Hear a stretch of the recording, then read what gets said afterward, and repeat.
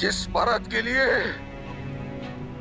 तुम इस राज सिंहासन का षड्यंत्र रच रही हो,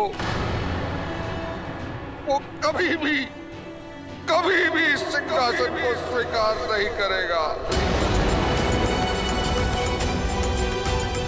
देख लेना, तुम देख लेना कैकेयी, मेरा राम एक दिन अयोध्या का राजा बनेगा। मेरा राम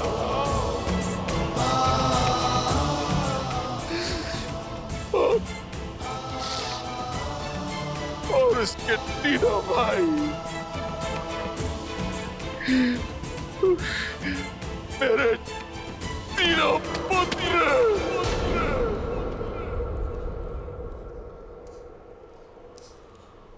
उसकी सेवा में उसके साथ खड़े हो गए।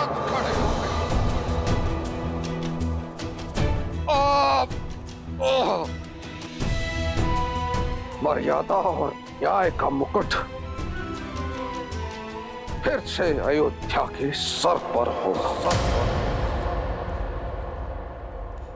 तुम कैसे भूल गई कैकेयी कि स्वयं तुमने मुझे अपने पिता से वचन मुक्त करवाया था। कैकेयी, स्मरण है तुम्हें? तुमने कहा था कि मेरा ज्येष्ठ पुत्र तुम्हारा पुत्र भी होगा, किंतु कैकेयी अब जो तुम कर रही हो ना, उससे तुम्हारा नाम इतिहास में कलंकित हो जाएगा।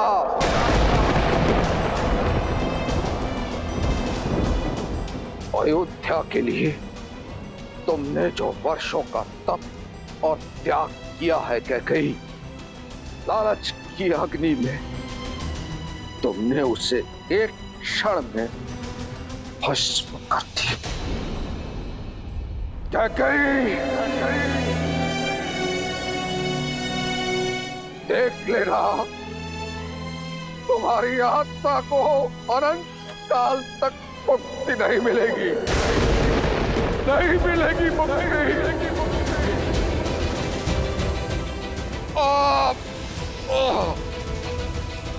तुमने जो ये कुकृत्य किया है ना, इसके बाद कोई मनुष्य तो क्या, कोई राक्षस, कोई दैत्य, कोई पिशाच भी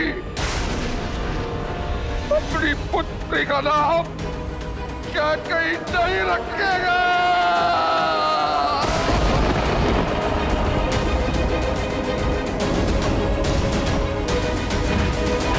महाराज,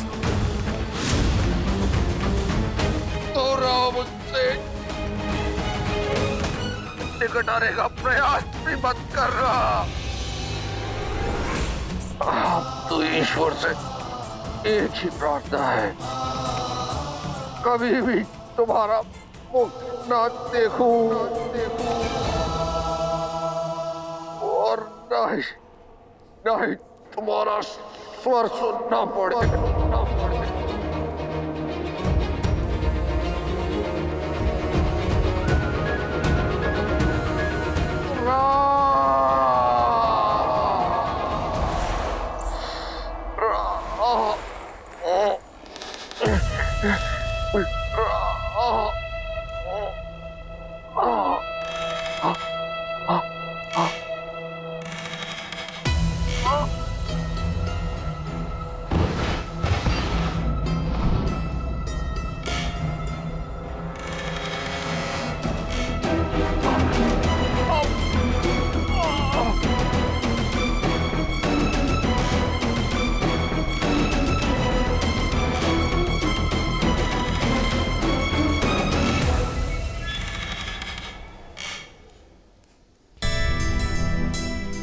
सुखी रहो।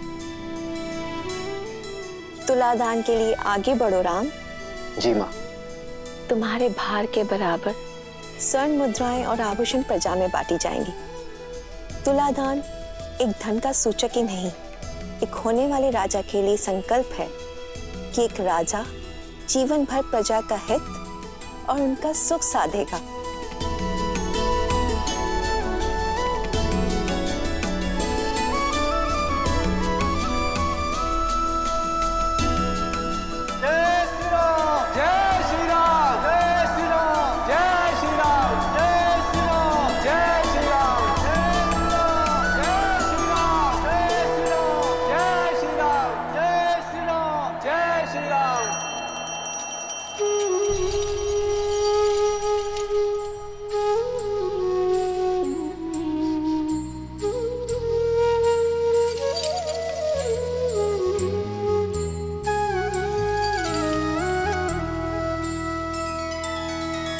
श्री रामचंद्र कृपालु भजु मन हरण भव भय दारुणम नव कंज लोचन कंज मुख कर कंज पद कंजारुणम।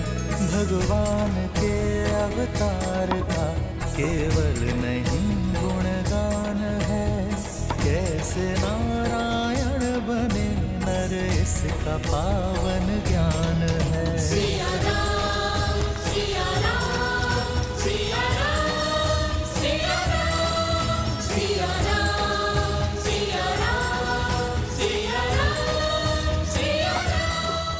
और मुद्राएं डालो और स्वर्ण डालो।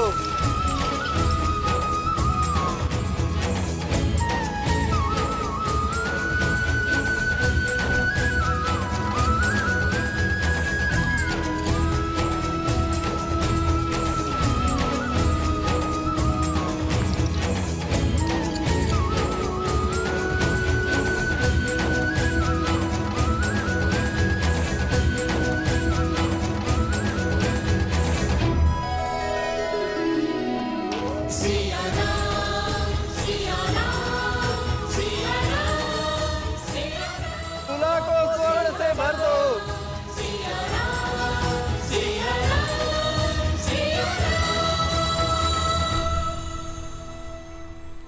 आज कहीं संसार भर का स्वर्ण ही ना समाप्त हो जाए। लगता है स्वयं देवी लक्ष्मी जी की कृपा हुई है आज अयोध्या वासियों पर। भैया, आज प्रसन्नता इतनी है कि अयोध्या के प्रत्येक घर को स्वर्ण से भर देना है।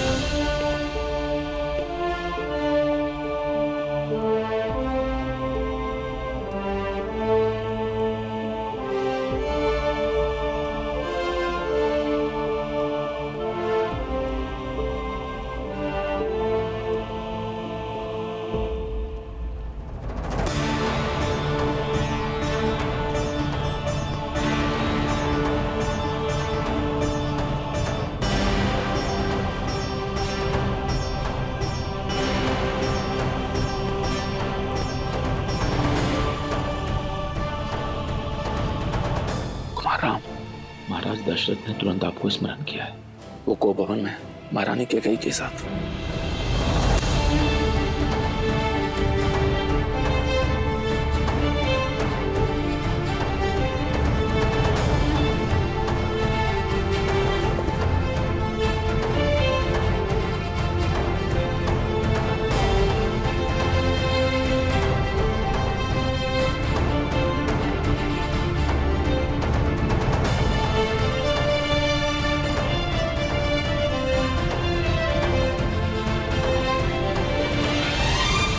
आप सभी से क्षमा चाहूंगा, किंतु मुझे जाना होगा।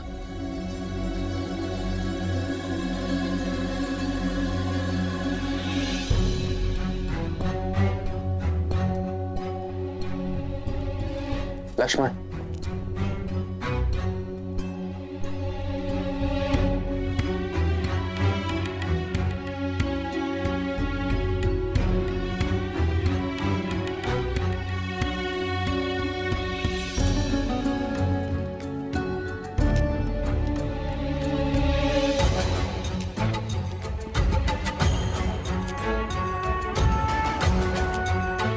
सुमित्रा, राम का यूं अचानक जाना, सब ठीक तो है ना?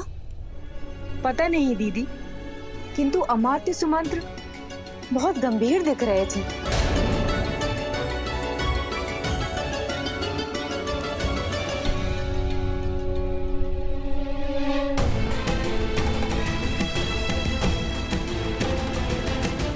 पिताश्री कब से कोम भवन में माता कैकेयी के साथ है? कल रात्रि से।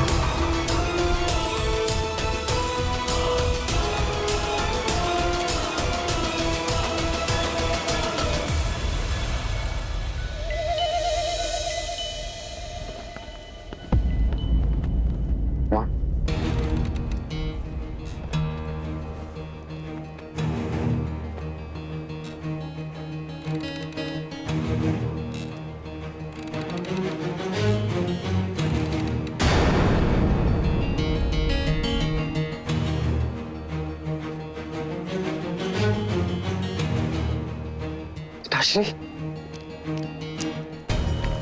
पिताश्री, पिताश्री, पिताश्री, उठिए पिताश्री, उठिए।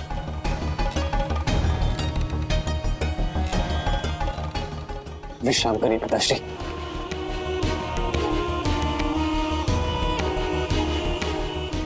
पिताश्री, पिताश्री अब ठीक तो है ना? पिताश्री आपका स्वास्थ्य, कहिए ना आपको क्या हुआ है?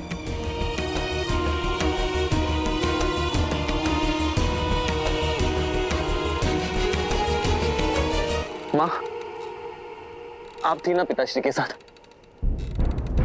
तो कहिए ना क्या हुआ है इनको?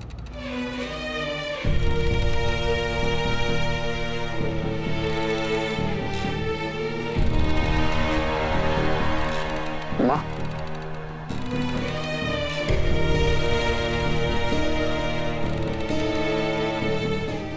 पिताश्री, पिताश्री, मैं राज वैद्य को बुलाकर लेकर आता हूँ। वो तुरंत आपका उपचार कर देंगे। राजवैद्य को बुलाने का कोई लाभ नहीं।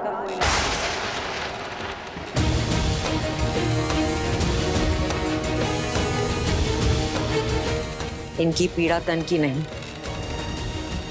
मन की है, मन की है।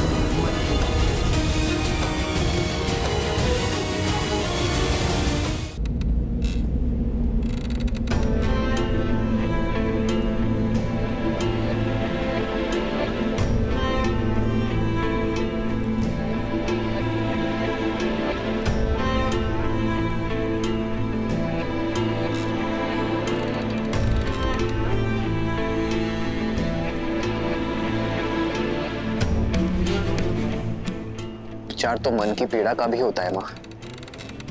आप मुझे बताइए, कौन सी बात है जो पिताश्री के मन को व्यथित कर रही है?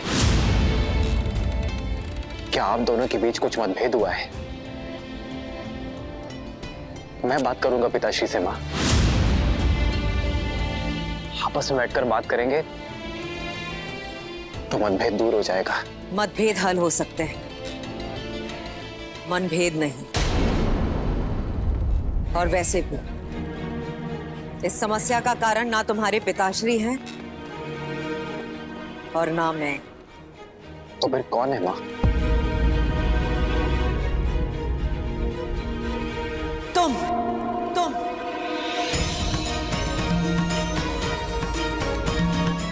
हो इस समस्या का कारण राम। तुम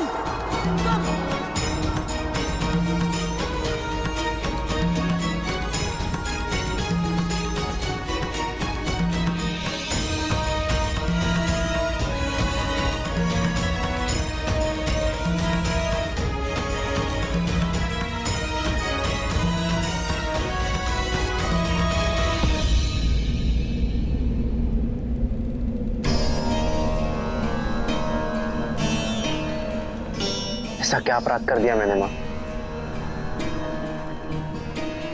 कि मैं अपने ही पिताश्री के लिए समस्या बन गया?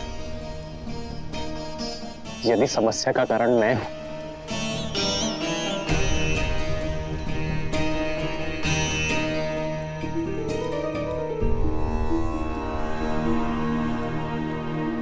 तो उसका निवारण भी मैं ही करूंगा माँ।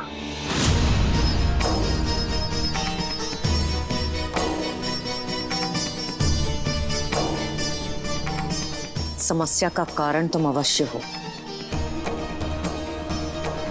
किंतु निवारण तुम्हारे वश में नहीं है। आज तुम्हारे कारण तुम्हारे पिताश्री वो करने जा रहे हैं जो आज तक किसी रघुवंशी ने नहीं किया।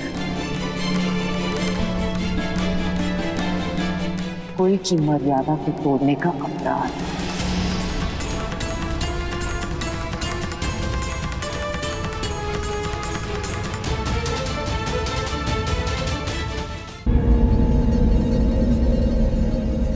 माँ, आप मुझे दोषी मानती हैं, ये स्वीकार है मुझे, किंतु महाराज दशरथ सदा निष्कलंक थे और सदा रहेंगे। वो जीवन भर धर्म की रक्षा, रघुवंश की मर्यादा के मार्ग पर चले हैं माँ। सृष्टिहीन मनुष्य मार्ग भटक जाता है और तुम्हारे प्रिय पिताश्री पुत्र मोह में, तुम्हारे मोह में मार्ग भटक चुके हैं, दृष्टिहीन हो चुके हैं और अधर्म के रास्ते पर चल चुके हैं।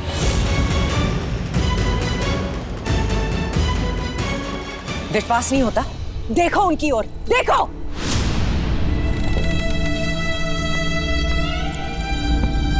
मर्यादा भंग करने के शूल ने इनके शव बांध दिए, किंतु इनका मुख साक्षी है कि रघुकुल की मर्यादा का पालन नहीं कर पाए और अपने दिए गए वचन से पलट गए हैं ये।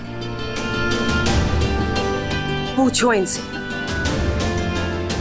पूछो अपने पिताश्री से,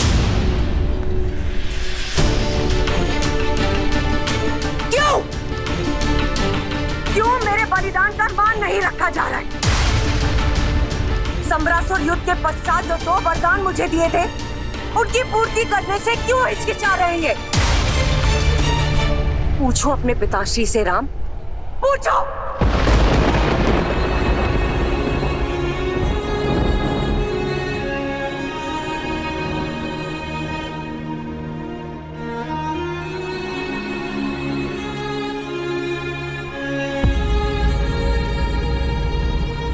संतान होती ही इसलिए मां कि पुरखों की मर्यादा सनातन रहे। वो पुत्र ही क्या जो अपने माता और पिता के वचन को पूर्ण ना कर सके।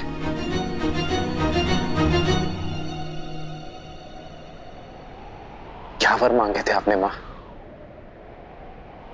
आदेश दीजिए।